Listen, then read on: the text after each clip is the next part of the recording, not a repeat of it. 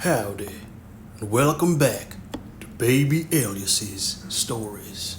We now return to The Call of the Wild by Jack London. The final chapter, Chapter 7, The Sounding of the Call, Part 1.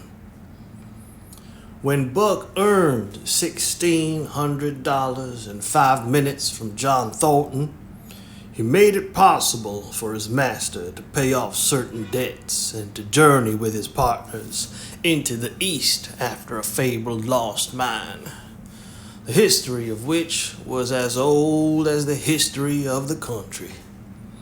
Many men had sought it, few had found it, and more than a few there were who had never returned from the quest. This lost mine was steeped in tragedy and shrouded in mystery. No one knew of the first man. The oldest tradition stopped before it got back to him. From the beginning, there had been an ancient and ramshackle cabin.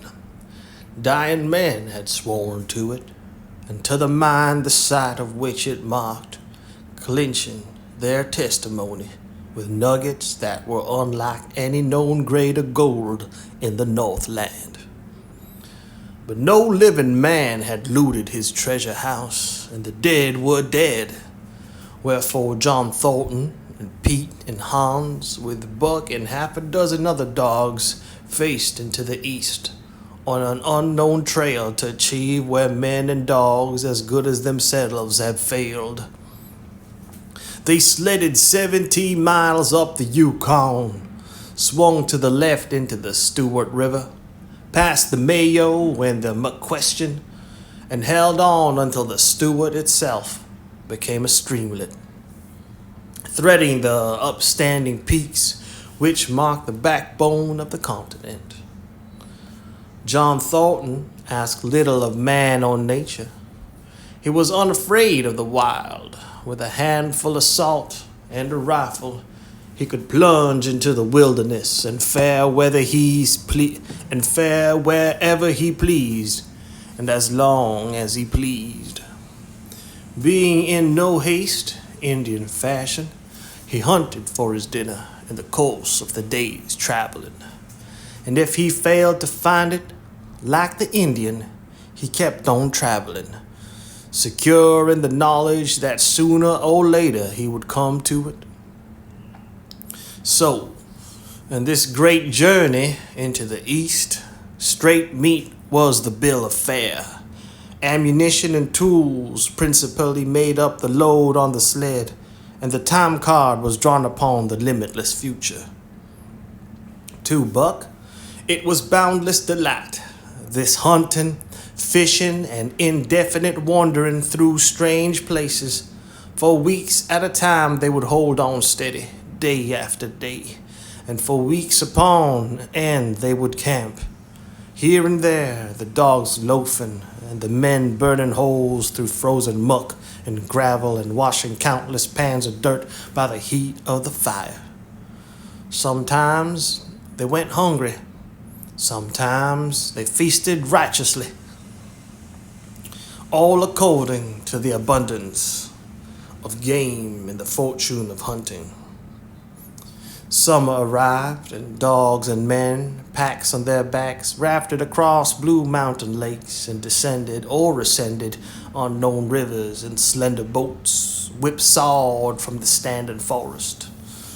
The months came and went, and back and forth they twisted through the uncharted vastness, where no men were, and yet where men had been, if the lost cabin were true. They went across divides in summer blizzards, shivered under the midnight sun on naked mountains, between the timberline and the eternal snows, dropped into summer valleys amid swarming gnats and flies, and in the shadows of glaciers picked strawberries and flowers as ripe and fair as any the Southland could boast. In the fall of the year, they penetrated a weird lake country, sad and silent where wild fowl had been.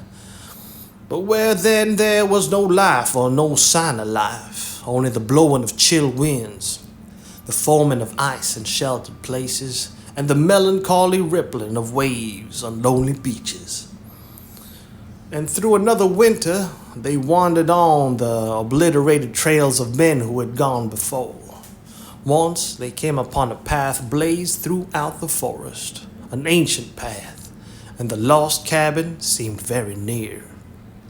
But the path began nowhere and ended nowhere and remained a mystery, as the man who made it and the reason he made it remained a mystery. Another time they chanced upon the time-graven wreckage of a hunting lodge, and amid the sheds of rotted blankets, John Thornton found a long-barreled flintlock. He knew it for a Hudson Bay Company gun of the young days in the Northwest, when such a gun was worth its weight in beaver skins packed flat. And that was all. No hint as to the man who in an early day had reared the lodge and left the gun among the blankets. Spring came on once more, and at the end of all their wandering they found not the lost cabin, but a shallow placer in a broad valley where the gold showed like yellow butter across the bottom of the washing pan. They sought no further. Each day they worked, earned them thousands of dollars in clean dust and nuggets. They worked every day. The gold was sacked in moose hide bags, 50 pounds to the bag, and piled like so much firewood outside the Spruce Bow Lodge. Like giants they toiled, days flashing on the heels of days, like dreams as they heaped the treasure up. There was nothing for the dogs to do save the hauling of meat now and again that Thornton killed, and Buck spent long hours musing by the fire. The vision of the short-legged hairy man came to him more frequently, now that there was little work to be done, and often, blinking by the fire, Buck wandered with him in that other world which he remembered. The salient thing of this other world seemed fear. When he watched the hairy man sleeping by the fire, head between his knees and hands clasped above, Buck saw that he slept restlessly, with many starts and awakenings, at which times he would peer fearfully into the darkness and fling more wood upon the fire. Did they walk by the beach of a sea where the hairy man gathered shellfish and ate them as he gathered? It was with eyes that roved everywhere for hidden danger, and with legs prepared to run like the wind at its first appearance. Through the forest they crept noiselessly, Buck at the hairy man's heels, and they were alert and vigilant, the pair of them, ears twitching and moving, and nostrils quivering, for the man heard and smelled as keenly as Buck. The hairy man could spring up into the trees and travel ahead as fast as on the ground, swinging by the arms from limb to limb, sometimes a dozen feet apart, letting go and catching, never falling, never missing his grip. In fact, he seemed as much at home among the trees as on the ground, and Buck had memories of nights of vigil spent beneath the trees wherein the hairy man roosted, holding on tightly as he slept. And closely akin to the visions of the hairy man was the call still sounding in the depths of the forest. It filled him with a great unrest and strange desires. It caused him to feel a vague, sweet gladness, and he was aware of wild yearnings and stirrings for he knew not what. Sometimes he pursued the call in the forest, looking for it as though it were a tangible thing, barking softly or defiantly as the mood might dictate. He would thrust his nose into the cool wood moss or into the black soil where long grasses grew and snort with joy at the fat earth smells, or he would crouch for hours as if in concealment behind fungus-covered trunks of fallen trees, wide-eyed and wide-eared to all that moved and sounded about him, It might be, lying thus, that he hoped to surprise this call he could not understand. But he did not know why he did these various things. He was impelled to do them and did not reason about them at all. Irresistible impulses seized him. He would be lying in camp, dozing lazily in the heat of the day, when suddenly his head would lift and his ears cock up. Intent and listening, he would spring to his feet and dash away, and on for hours through the forest aisles and across the open spaces where the nigger heads bunched. He loved to run down dry water courses and to creep and spy upon the bird life in the woods. For a day at a time he would lie in the underbrush, where he could watch the partridges drumming and strutting up and down.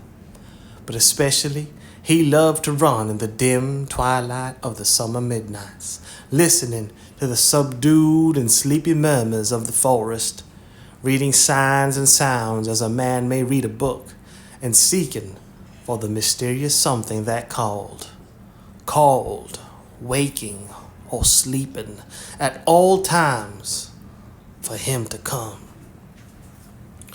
One night, he sprang from sleep with a start, eager-eyed, nostrils quivering and scenting, his mane bristling in recurrent waves.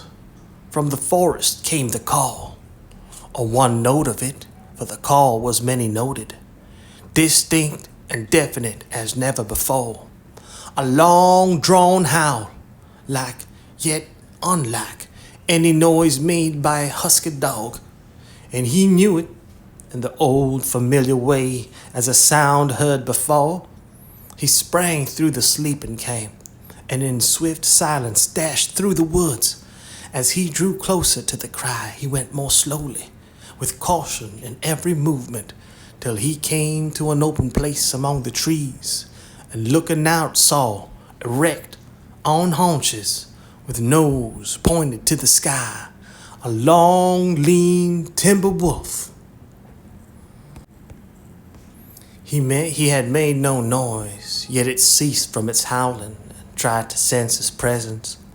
Buck stalked into the open, half crouching, body gathered compactly together, tail straight and stiff, feet walling with unwonted care. Every movement advertised commingled, commingled threatening and overture of friendliness. It was the menacing truce that marks the meeting of wild beasts that prey. But the wolf fled at sight of him. He followed with wild leapings in a frenzy to overtake. He ran him into a blind channel in the bed of the creek, where a timber jam barred the way. The wolf whirled about, pivoting on his hind legs after the fashion of Joe and of all concerned husky dogs, snarling and bristling, clipping his teeth together in a continuous and rapid succession of snaps. Buck did not attack, but circled him about and hedged him in with friendly advances. The wolf was suspicious and afraid, for Buck made 3 of him in weight, while his head barely reached Buck's shoulder. Watching his chance, he darted away, and the chase was resumed. Time and again he was cornered, and the thing repeated. Though he was in poor condition, or Buck could not so easily have overtaken him. He would run till Buck's head was even with his flank, when he would whirl around at bay only to dash away again at the first opportunity. But in the end, Buck's pertinacity was rewarded, for the wolf, finding that no harm was intended, finally sniffed noses with him. Then they became friendly, and played about in the nervous, half-coy way which fierce beasts belie their fierceness. After some time of this, the wolf started off at an easy lope in a manner that plainly showed he was going somewhere. He made it clear to Buck that he was to come, and they ran side by side through the somber twilight straight up the creek bed into the gorge from which it issued, and across the bleak divide where it took its rise. On the opposite slope of the watershed, they came down into a level country, where were great stretches of forest and many streams, and through these great stretches they ran steadily, hour after hour, the sun rising higher and the day growing warmer. But Buck was wildly glad. He knew he was at last answering the call, running by the side of his wood brother toward the place from where the call surely came. Old memories were coming upon him fast, and he was stirring to them as of old he stirred to the realities of which they were the shadows. He had done this thing before somewhere in that other and dimly remembered world, and he was doing it again, now, running free in the open, the unpacked earth underfoot, the wide sky overhead. They stopped by a running stream to drink, and stopping, Buck remembered John Thornton. He sat down. The wolf started on toward the place from where the call surely came, then returned to him, sniffing noses and making actions as though to encourage him. But Buck turned about and started slowly on the back track. For the better part of an hour, the wild brother ran by his side, whining softly. Then he sat down, pointed his nose upward, and howled. "Ow!" It was a mournful howl, and as Buck held steadily on his way, he heard it grow faint and fainter until it was lost in the distance. Ow! Ow! John Thornton was eating dinner when Buck dashed into camp and sprang upon him in a frenzy of affection, overturning him, scrambling upon him, licking his face, biting his hand, playing the general tomfool, as John Thornton characterized it, while he shook Buck back and forth and cursed him lovingly. For 2 days and nights Buck never left camp, never let Thornton out of his sight. He followed him about at his work, watched him while he ate, saw him into his blankets at night and out of them in the morning. But after 2 days, the call in the forest began to sound more imperiously than ever. Buck's restlessness came back on him, and he was haunted by recollections of the wild brother and of the smiling land beyond the divide and the run side by side through the wide forest stretches. Once again, he took to wandering in the woods, but the wild brother came no more, and though he listened through long vigils, the mournful howl was never raised. He began to sleep out at night, staying away from camp for days at a time, and once he crossed the divide at the head of the creek and went down into the land of timber and streams. There he wandered for a week, seeking vainly for fresh sign of the wild brother, killing his meat as he traveled, and traveling with the long, easy lope that seems never to tire.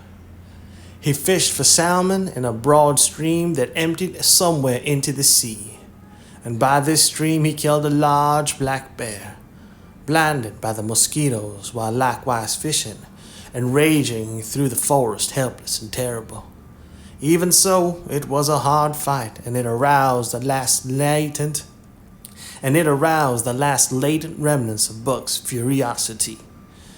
And 2 days later, when he returned to his kill and found a dozen wolverines quarreling over the spoil, he scattered them like chaff, and those that fled left 2 behind who would quarrel no more. The blood longing became stronger than ever. Became stronger than ever before. He was a killer, a thing that preyed, living on the things that lived, unaided, alone, by virtue of his own strength and prowess, surviving triumphantly in a hostile environment where only the strong survived.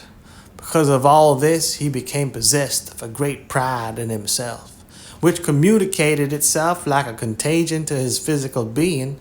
It advertised itself in all his movements, was apparently in the play of every muscle, spoke plainly as speech in the way he carried himself, and made his glorious furry coat, if anything, more glorious. But for the stray brown on his muzzle and above his eyes, and for the splash of white hair that ran midmost down his chest, he might well have been mistaken for a gigantic wolf, larger than the largest of the breed. From his Saint Bernard father he had inherited size and weight, but it was his shepherd mother who had given shape to that size and weight. His muzzle was the long wolf muzzle, save that it was larger than the muzzle of any wolf, and his head, somewhat broader, was the wolf head on a massive scale. His cunning was wolf cunning, and wild cunning, his intelligence, shepherd intelligence, and Saint Bernard intelligence, and all this plus unexperience gained in the fiercest of schools made him as formidable a creature as any that roamed the wild. A carnivorous animal, living on a straight meat diet, he was in full flower at the high tide of his life, overspilling with vigor and virility. When Thornton passed a caressing hand along his back, a snapping and crackling followed the hand, each hair discharging its pent magnetism at the contact.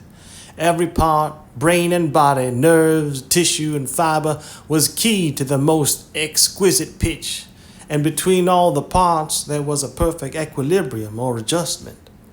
To sights and sounds and events which required action, he responded with lightning-like rapidity. Quickly, as a husky dog could leap to defend from attack or to attack, he could leap twice as quickly.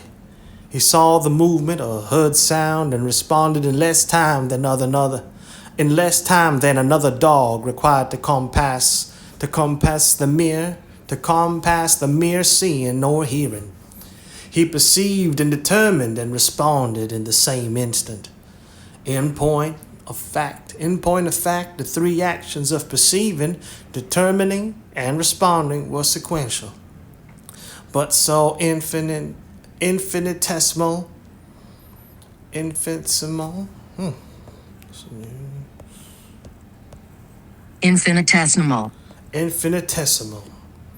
Infinitesimal, extremely small, infinitesimal, minute. In point of fact, the three actions of perceiving, determining, and responding were sequential, but so infinitesimal were the intervals of time between them that they appeared simultaneous.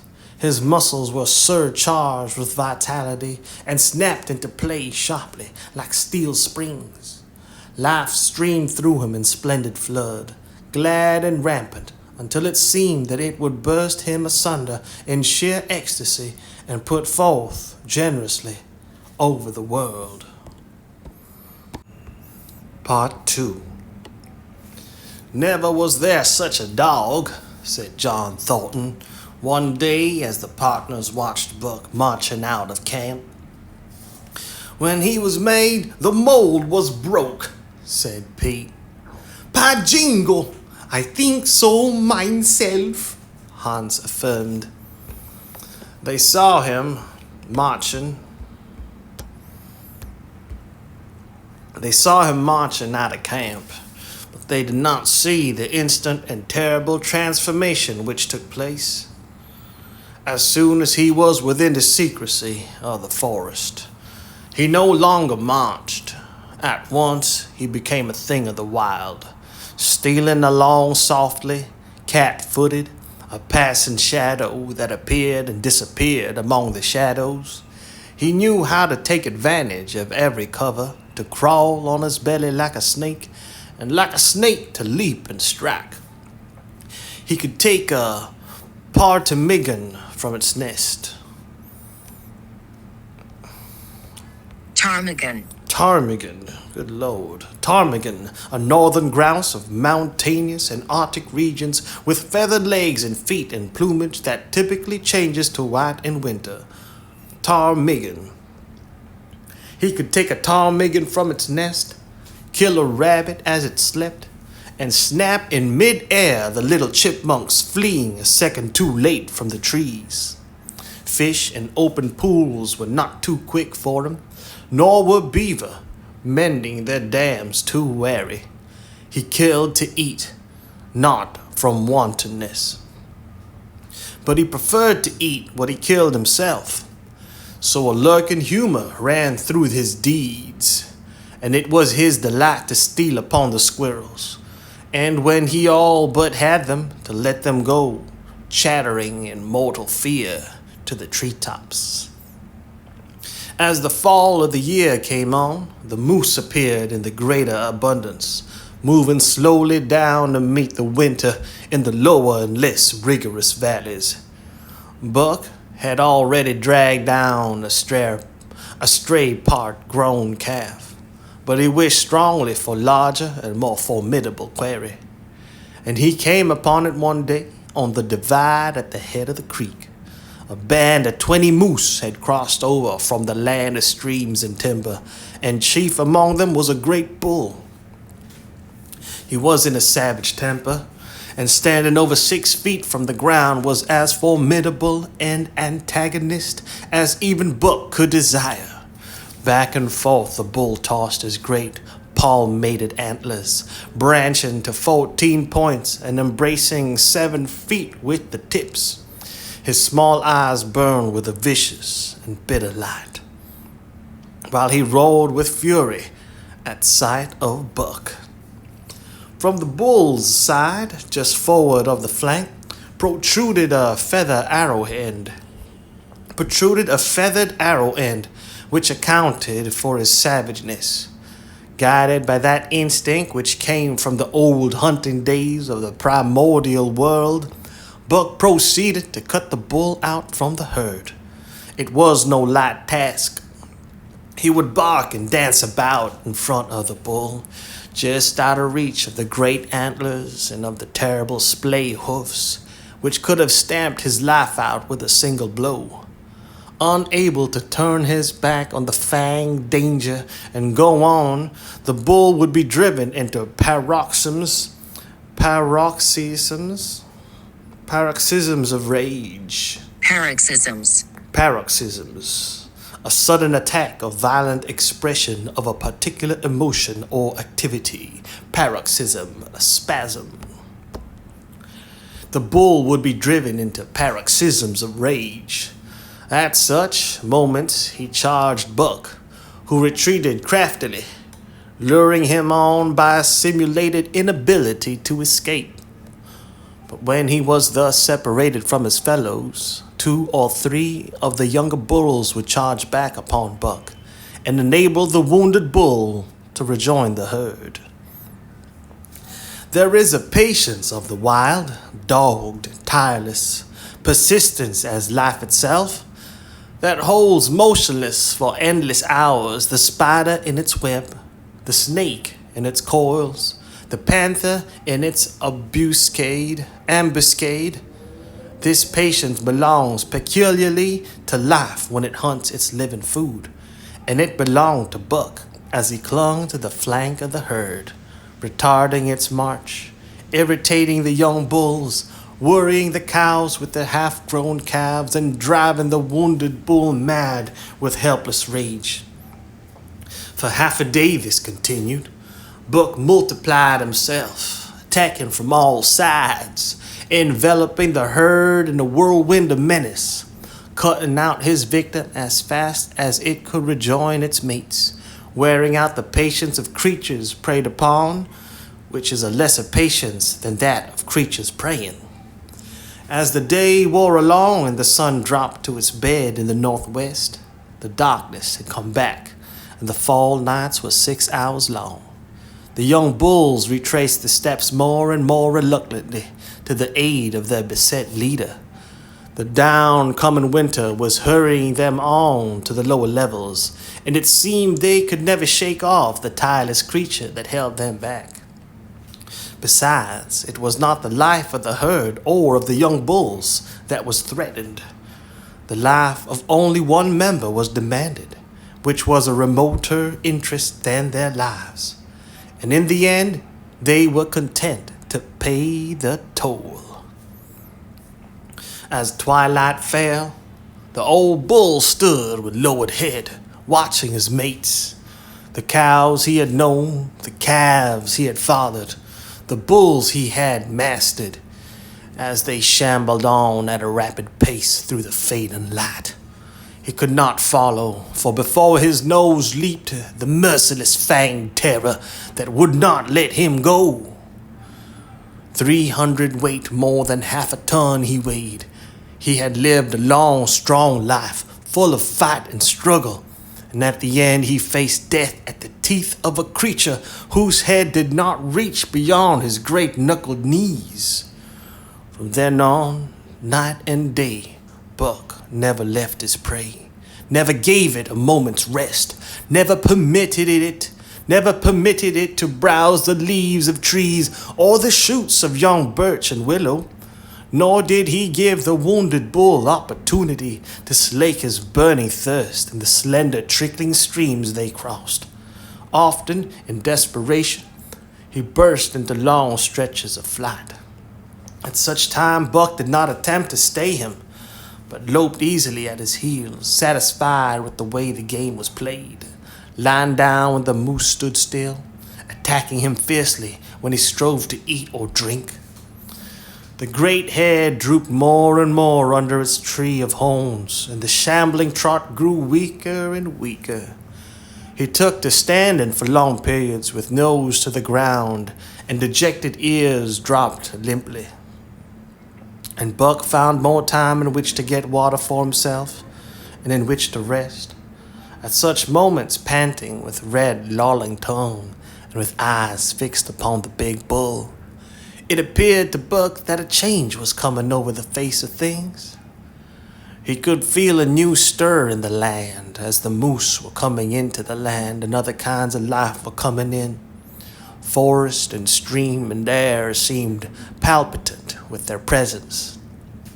The news of it was borne in upon him, not by sight or sound or smell, but by some other and subtler sense.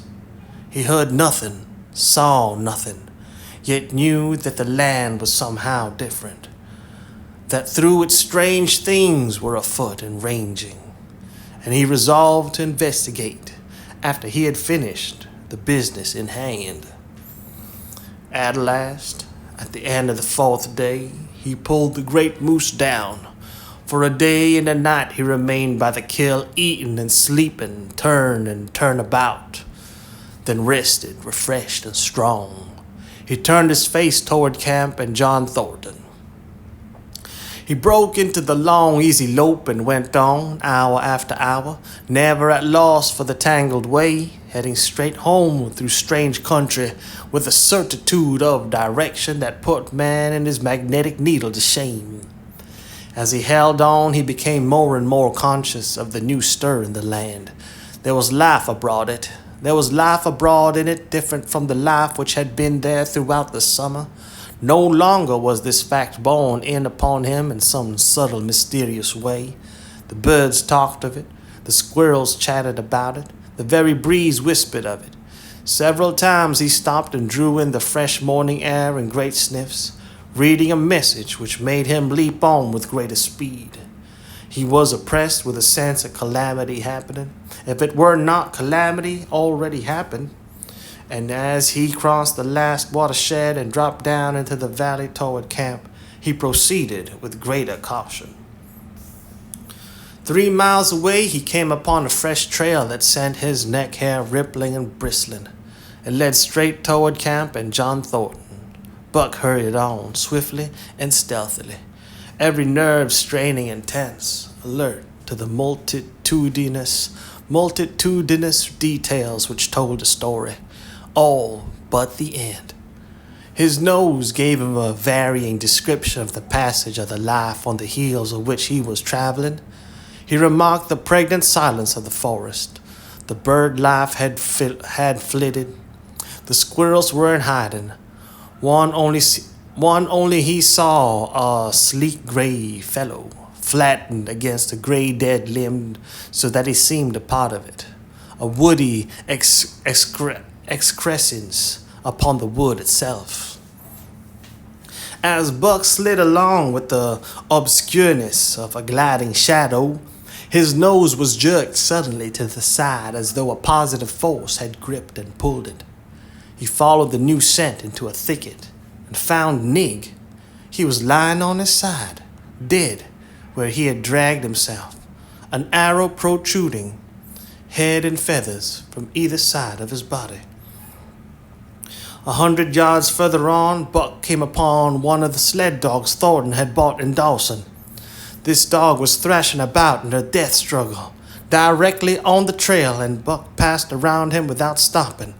From the camp came the faint sound of many voices, rising and falling in a sing-song chant. Belly forward to the edge of the clearing, he found Hans, lying on his face, feathered with arrows like a porcupine.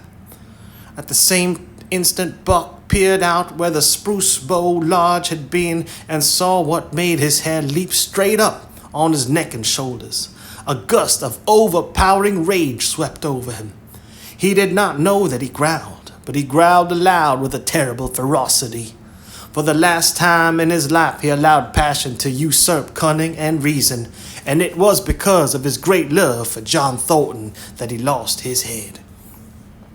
The Yeehats were dancing about the wreckage of the Spruce Bow Lodge when they heard a fearful roaring and saw rushing upon them an animal the like of which they had never seen before. It was Buck, a live hurricane of fury, hurling himself upon them in a frenzy to destroy. He sprang at the foremost man. It was the chief of the Yeehats, ripping the throat wide open till the rent jugular spouted like a fountain of blood. He did not pause to worry the victim, but ripped in passing, with the next bound tearing wide the throat of a second man.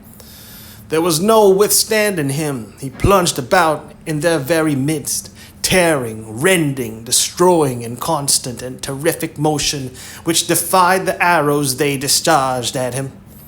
In fact, so inconceivably rapid were his movements, and so closely were the Indians tangled together, that they shot one another with the arrows.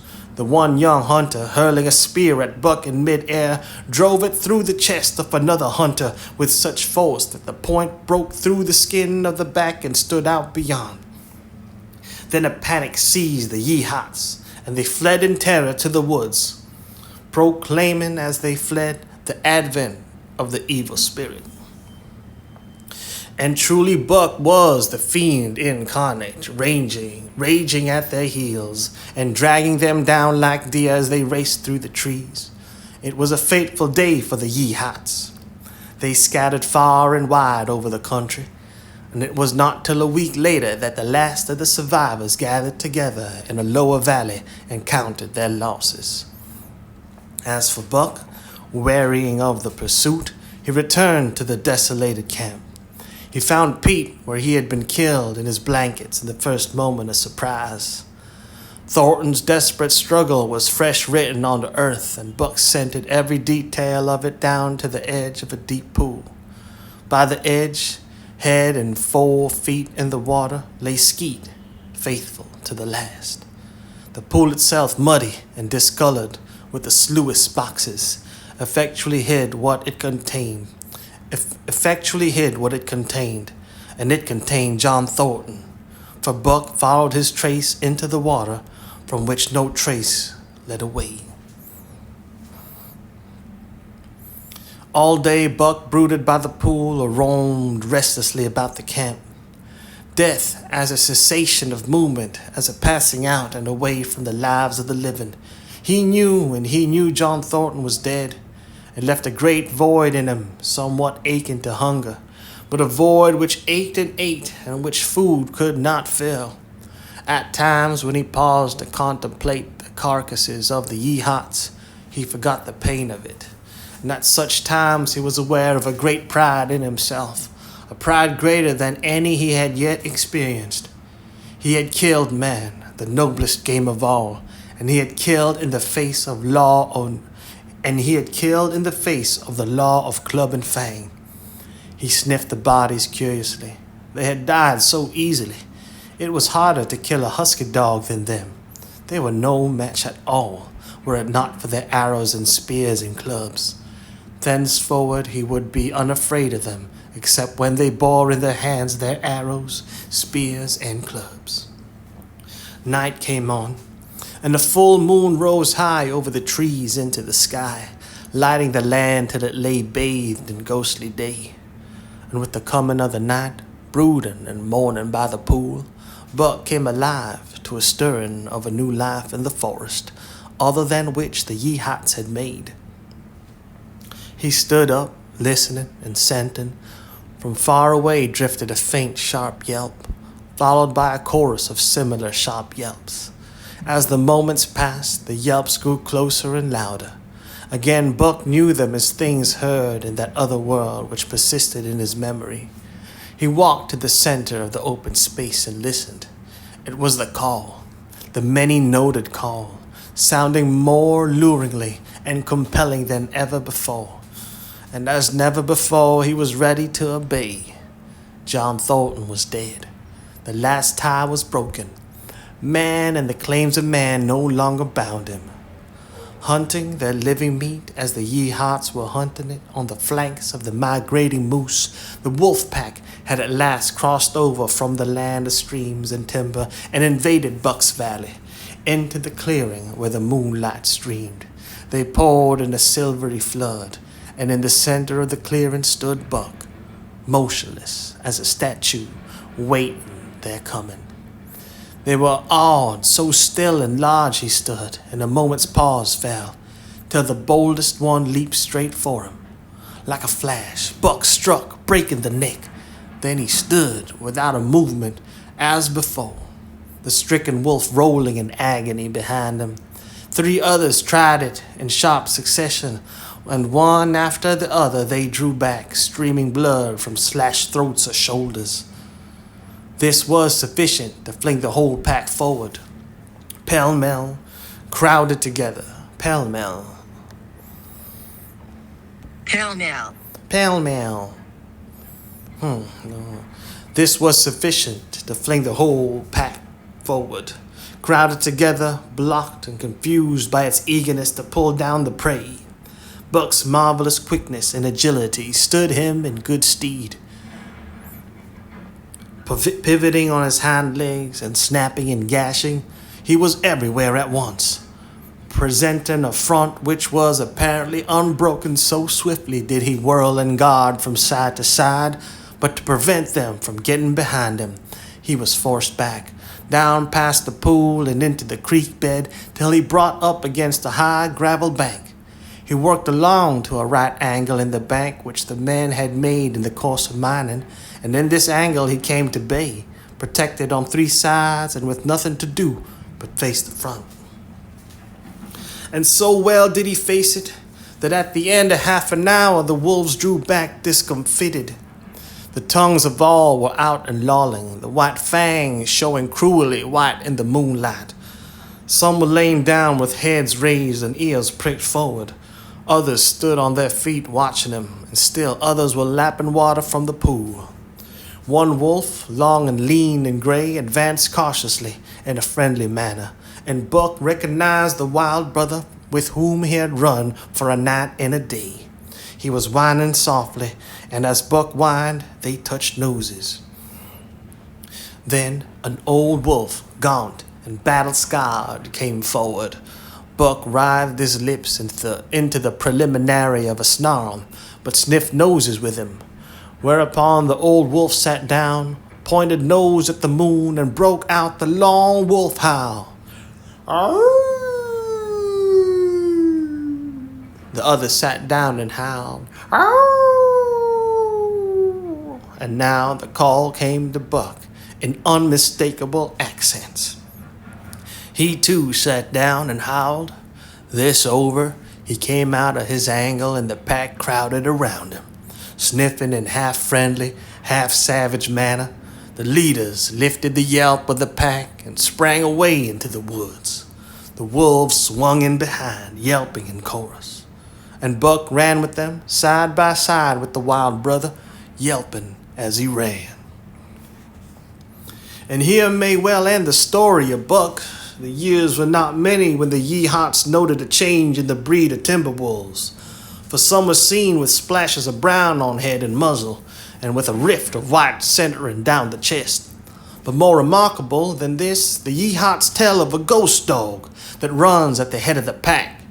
They are afraid of this ghost dog, for it has cunning greater than they, stealing from their camps in the fierce winters, robbing their traps, slaying their dogs, and defying their bravest hunters. Nay, the tale grows worse. Hunters there are who fail to return to camp.